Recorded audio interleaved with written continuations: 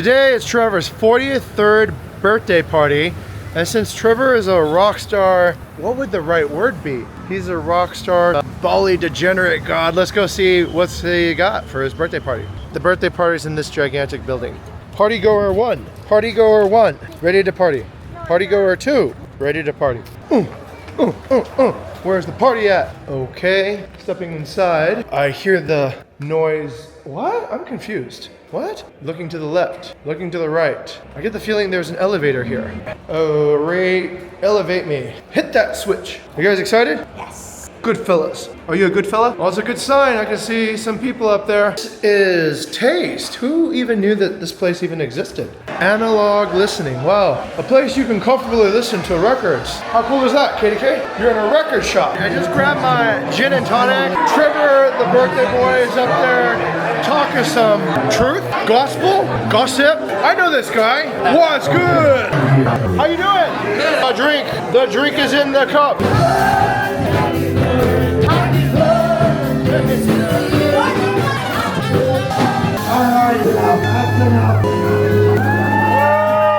Yet, so what they're gonna do is gonna be fantastic. We got Anga on the bass. Give it up for Anga on the bass. Give it up for Anga on the bass. Oh shit, he's gonna play something? Oh damn. Oh, he don't wait. Okay. He's not waiting for nothing. He go for it. Sexy as hell. Give it up for Anga, man. Just doing it on his own. It's pretty badass what Trevor's putting together over there. He's got this new concept called Magic Lamp. And I think they're kind of reminds me of NPR Tiny Desk.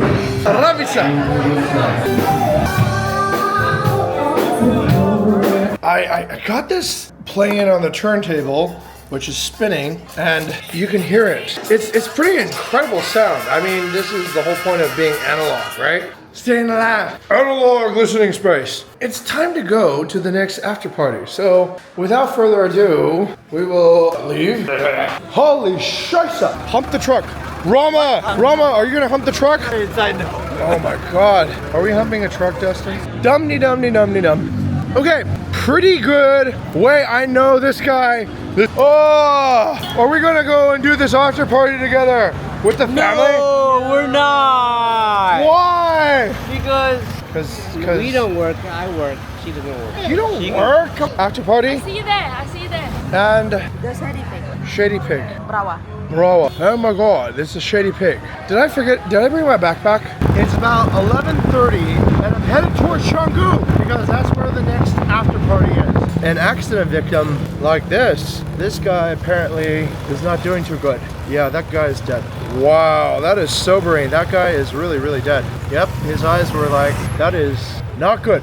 Okay, yeah, he was dead. His eyes were like, and blood everywhere. All right, guys, wear a helmet and don't fuck around on the roads at night. Guys, I want to take a moment to reflect on what I just saw. So I'm on the way to a party and I passed by an ambulance where, yeah, this guy just died. I don't know what to say. Okay, so I passed by and there was a emergency worker who was directing traffic. And I asked him if somebody had died, and he was like, yup, somebody had died. I was trying to figure out what happened, but apparently the guy was riding a motorbike.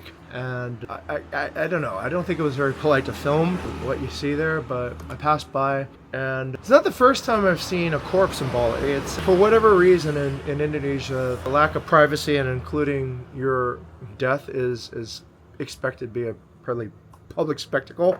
So no sheet, no anything, so eyes wide open, which was disturbing, and blood coming out of the nose, ears, everything, and just staring straight up at the sky. I don't want that to make like the message that it's not safe here. Of course, I think every day, everywhere in the world, there's people who die in traffic accidents, but yeah, that's a bit sobering, and I just realized this whole Jalan thing by me fixing a selfie cam onto my motorbike, it really reveals a lot of moments that otherwise would. There must have been 5 or 6 of these incidents in my history here in Bali. I remember one time there was a guy who once again had a traffic accident. He passed away, and people started leaving money, and they would throw like 10,000 and 5,000 rupiah notes on his body. So that didn't happen back there, but okay. Anyway, that's intense. Well, let's keep on going. There's festivities ironically ahead. So, but this is true Jalan, you see? Like, you never really know what you're going to encounter on the road. I'm at a major intersection here. This is the Leo intersection.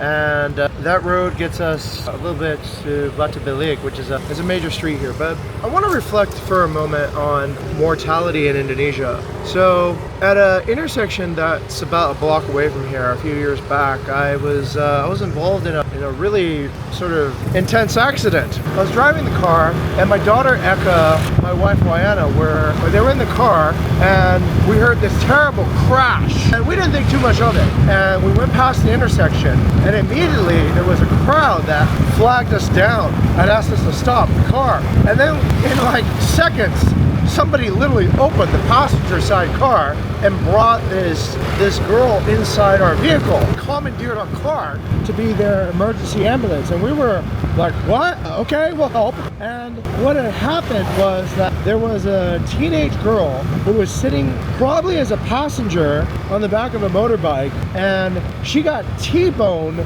by a dirt bike that ran into her from kind of a perpendicular direction. So because the wheels of a dirt bike are really, they got like these big fat nobules on them and a lot of grip, it ripped her flesh all the way off her shin. It was like a bandsaw, and it cut her right shin in half.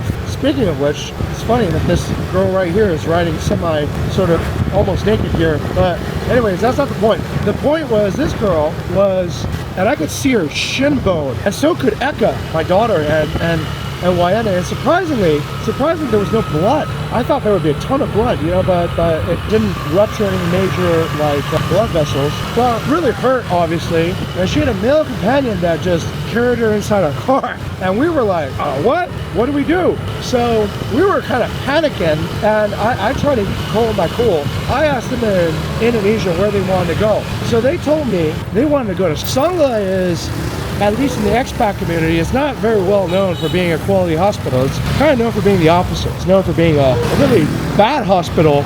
But I asked them if they would like to go to Silo, more of a Singaporean standard hospital that was only like a minute away, but they admitted to me that they couldn't afford that, and they insisted. This girl whimpered the whole time, like, oh, sakit. That means basically that I'm hurting a lot.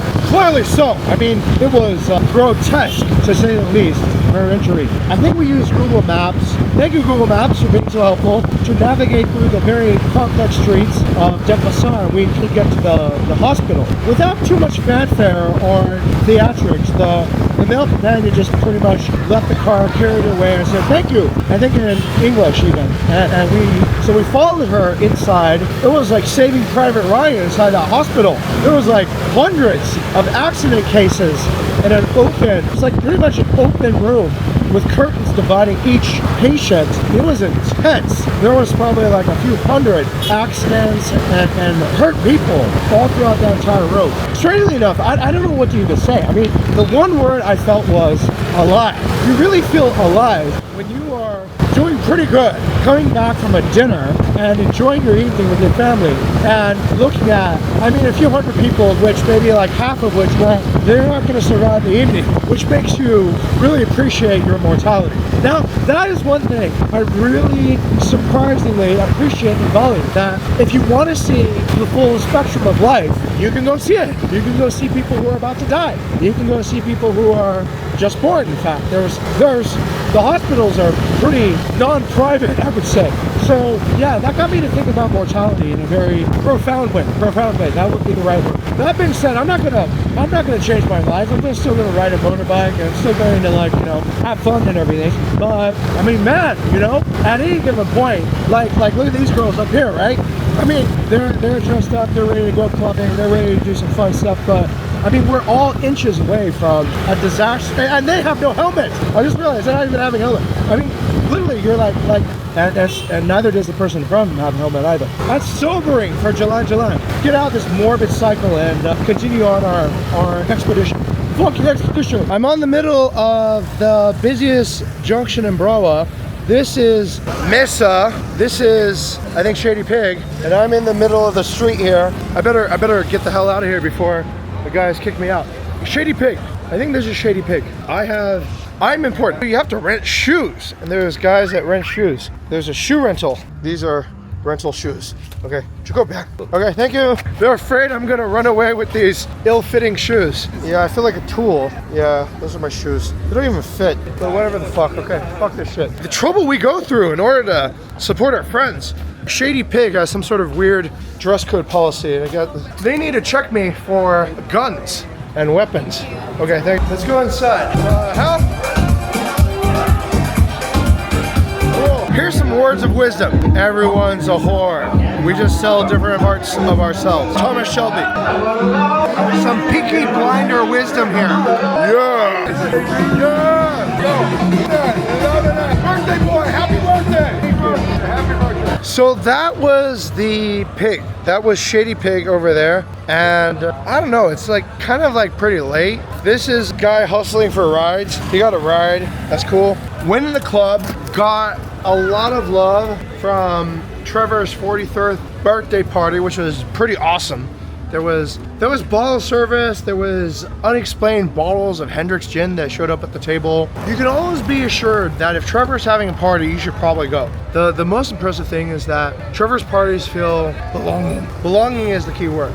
You feel that all the history and all the time that you've spent in Bali has been well repaid, and the kind of love that you get from being at one of his events. And I had this awesome opportunity to catch up with a mentee of mine, and we talked about some serious transitions, I'd say, in careers and developments and things, and I'm proud because apparently my company Book of Vista offers some real experience to people, and they keep on referring back to it even when they don't work there anymore. The only thing left to do right now is probably to go back to Jimbaran, which I feel, yeah, it's a burden. It's going to be like a long ride, but let's do it. Let's go back to Jimbaran.